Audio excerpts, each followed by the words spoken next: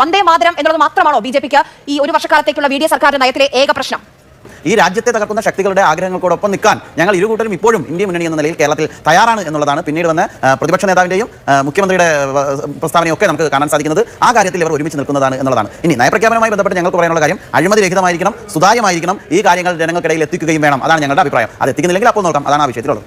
ഈ വന്ദേ മാതരം മുഴുവൻ ആലപിച്ചില്ല, അത് പ്രോട്ടോകോൾ ലംഘനമുണ്ട് എന്നുള്ളതാണ് ബിജെപിയുടെ ആക്ഷേപം.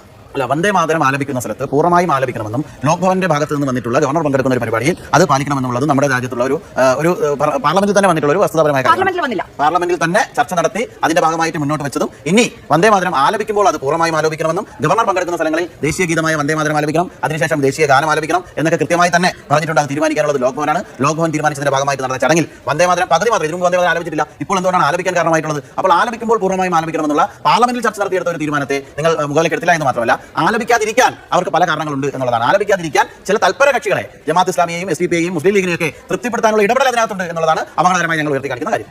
ഇത് നമുക്കും ഒരു പൊളിറ്റിക്കൽ ഐഡിയോളജിയുടെ ഫ്രെയിമിൽ നിന്നുകൊണ്ടല്ലേ നമ്മൾ പ്രവർത്തിക്കുന്നത്. നമുക്ക് ആ കാര്യത്തിൽ കൃത്യമായ തീരുമാനങ്ങളുള്ള ഒരു പാർട്ടിയാണ് ഈ മുന്നണിക്ക് നേതൃത്വം കൊടുക്കുന്നത്, മുന്നണിയുമാണ്. അപ്പോൾ അതനുസരിച്ചുള്ള കാര്യങ്ങളെ നമുക്ക് ചെയ്യാൻ കഴിയുള്ളൂ. മാത്രമല്ല, ഇതൊരു മാൻഡേറ്ററി ആയിട്ടുള്ള കാര്യമല്ല. ഇത് സംബന്ധിച്ചൊരു നിയമമൊന്നും പാർലമെന്റ് പാസ്സാക്കിയിട്ടില്ല, ഗൈഡ് ലൈൻസ് മാത്രം. മുസ്ലിം ലീഗും ജമാഅത്ത് ഇസ്ലാമിയും പോപ്പുലർ ഫ്രണ്ട് ഒക്കെ പറയുന്നത് ചെയ്യാൻ മാത്രം വിധിക്കപ്പെട്ട ഒരാളായി മാത്രമാണ് ഞാൻ മുഖ്യമന്ത്രി കസേരയിലിരിക്കുന്നത്. നിസ്സഹായത അവസ്ഥയിൽ അദ്ദേഹം തുറന്നു സമ്മതിക്കും. പക്ഷേ അദ്ദേഹത്തിന്റെ നിസ്സഹായത സഹിക്കേണ്ട ഒരു ആവശ്യം കേരളത്തിലെ ജനങ്ങൾക്കില്ല എന്നുള്ളതാണ് ഞങ്ങൾക്ക് ആ കാര്യത്തിൽ പറയാനുള്ളത്.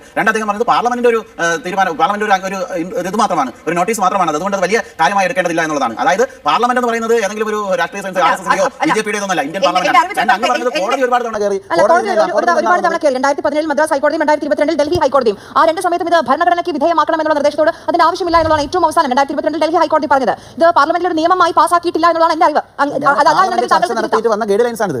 പാർലമെന്റ് ചർച്ച നടത്തിയതിൽ വന്ന ഗൈഡ് ലൈൻസിന്റെ ഭാഗമായിട്ടാണ് ഈ തീരുമാനങ്ങൾ വന്നിട്ടുള്ളത്. ആ തീരുമാനത്തിൽ എന്താണ്? വന്ദേ മാതരം നിങ്ങൾ നിർബന്ധമായി പോയി എല്ലാ സ്ഥലത്തും പാടണം എന്നൊന്നും പാർലമെന്റ് പറഞ്ഞിട്ടില്ല. പക്ഷേ വന്ദേ മാതരം ഗീതം ആലപിക്കുന്ന സമയത്ത് അത് പൂർണ്ണമായി ആലപിക്കണം. വന്ദേ മാതരം ഗീതം ആലപിക്കാൻ പറഞ്ഞിട്ടുള്ളത് ഇന്ന് ലോക് ഭവന്റെ ഭാഗത്തു നിന്നുള്ള നിർദ്ദേശത്തിന്റെ ഭാഗമായിട്ടായിരിക്കണം അത്തരം ചടങ്ങുകൾ അവിടെ സംഘടിപ്പിക്കുന്നത്. ഗവർണർ പങ്കെടുക്കുന്ന പരിപാടിയിൽ വന്ദേ മാതര ഗീതം പൂർണ്ണമായി ആലപിക്കാൻ മടിയുണ്ടാകുന്നുള്ളതാണ്. ഇതിന്റെ താല്പര്യം എന്താണ്? ഇതിന്റെ താല്പര്യം പണ്ടും കോൺഗ്രസിന്റെ താല്പര്യം എന്താണ്? ഇത് ഏതെങ്കിലും ഒരു തരത്തില്ല മുസ്ലിം ലീഗിന്റെയും മുഹമ്മദ് ജില്ലയുടെയും വിയോജിപ്പിന്റെ ഭാഗമായിട്ടാണ് വന്ദേ മാതര ഗീതം പൂർണ്ണമായി ആലപിക്കേണ്ട എന്ന് സ്വാതന്ത്ര്യത്തിന് മുമ്പ് തീരുമാനമെടുക്കുന്ന ഒരു സാഹചര്യത്തിലേക്ക് കോൺഗ്രസ് എത്തിച്ചേരുന്നത്. ഇന്ന് ആ മുസ്ലിം ലീഗും മുഹമ്മദ് ജില്ലയും ഒക്കെ നമ്മുടെ ഭാരതത്തെ വെട്ടിമുറിച്ച് പുറത്തുപോയ കാര്യം ഇന്നും ഇവർ വിസ്മരിക്കാതെ കൊണ്ടു നടക്കുന്നു എന്നുള്ളതാണ് ഞങ്ങൾക്ക് മനസ്സിലാക്കാൻ സാധിക്കുന്നത്. അതായത് മുഹമ്മദ് അലി ജിന്നമാരും മുസ്ലിം ലീഗുമാരും ഇന്നും ഇതിന്റെ ഉള്ളിലുണ്ട് എന്ന് അവർ സമർത്ഥിക്കുകയാണ്, അംഗീകരിക്കുകയാണ്. വന്ദേ മാതര ഗീതം എന്ന് പറയുന്നത് ഈ രാജ്യത്തെ സ്വാതന്ത്ര്യ സമര സേനാനികളുടെ ഒക്കെ ഒരു ഭാഗമായിട്ടുണ്ട്. ഈ രാജ്യത്തിന് സ്വാതന്ത്ര്യം കിട്ടുന്നതിന് ഊർജ്ജമായി മാറിയിട്ടുള്ള ഒരു ഗീതമാണ്. കോൺഗ്രസിന്റെ തന്നെ വേദികളിൽ പലതവണ അത് പൂർണ്ണമായും ആലപിച്ചിട്ടുള്ളതാണ്. ഇന്നും കോൺഗ്രസിന്റെ തന്നെ പല നേതാക്കൾക്കും അതിനോടൊന്നും യാതൊരു തരം വിയോജിപ്പ് അന്നും ഇന്നും ഉണ്ടായിരുന്നില്ല. പക്ഷേ മുസ്ലിം ലീഗിനുണ്ടായിരുന്നു. ഇന്നും മുഹമ്മദ് അലി ജില്ലയുടെ മുസ്ലിം ലീഗുകൾ ഇന്ന് കേരളത്തിലുണ്ട്. ജമാഅത്ത് ഇസ്ലാമിക്ക് അതിൽ എതിർപ്പുണ്ട്. ജമാഅത്ത് ഇസ്ലാമിക്കും മുസ്ലിം ലീഗിനും